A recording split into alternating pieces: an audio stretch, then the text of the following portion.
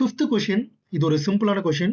Fifth question ஆக்சுவலா எனக்கு வந்து சால்வ் பண்ணும்போது, நான் ஃபர்ஸ்ட் அட்டெம்ப்ட்ல சால்வ் பண்ணும்போது எனக்கு வந்து ஒரு ஐடியா கிடைச்சது. லக்கிலி அந்த ஐடியா வந்து இந்த கொஷினுக்கு கிளிக் ஆயிடுச்சு. நான் அந்த ஐடியா என்னதுன்னு சொல்றேன்.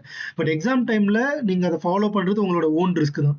ஓகே, ஸோ அதை நான் தெளிவா சொல்லிடுறேன். எனக்கு என்ன ஐடியா தோணுச்சு அப்படின்னா, கொடுத்திருக்கிறது எல்லாத்துலயுமே லிமிட் மட்டும் தான் சேஞ்ச் ஆயிருக்குது. ஓகேவா, ஃபங்க்ஷன்ஸ் சேஞ்ச் ஆகல, ஃபங்க்ஷன்ஸ் அப்படியே தான் இருக்கு. ஸோ அதனால நான் என்ன பண்ணிட்டேன் அப்படின்னா, f of x, y, z வந்து ஒரு கான்ஸ்டன்ட் ஃபங்க்ஷன் லெட்ஸ் சே 1 அப்படின்னு வச்சுக்கிறேன். ஓகேவா, இப்போ நீங்க இதை கொடுத்திருக்கிற இதுல சப்ஸ்டியூட் பண்ணீங்க அப்படின்னா, கொஸ்டினை சால்வ் பண்ணீங்கன்னா உங்களுக்கு 4/3 அப்படின்னு வரும். ஃபர்ஸ்ட் ஆப்ஷனை நீங்க சால்வ் பண்ணீங்கன்னா 4/3 வரும்.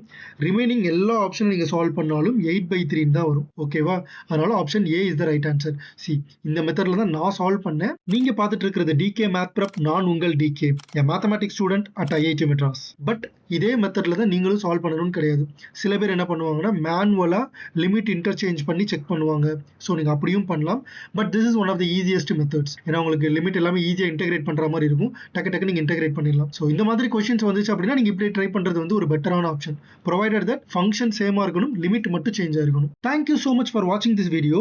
வேற ஏதாவது டவுட்ஸ் இருந்துச்சு அப்படின்னா கமெண்ட் செக்ஷன்ல கேளுங்க. மறக்காம இந்த வீடியோவை லைக் அண்ட் ஷேர் பண்ணிருங்க. நம்ம சேனல் டிகே மேத் பிரப்க்கு சப்ஸ்கிரைப் பண்ணிருங்க. அடுத்த வீடியோல பார்க்குறேன். until then it's me DK.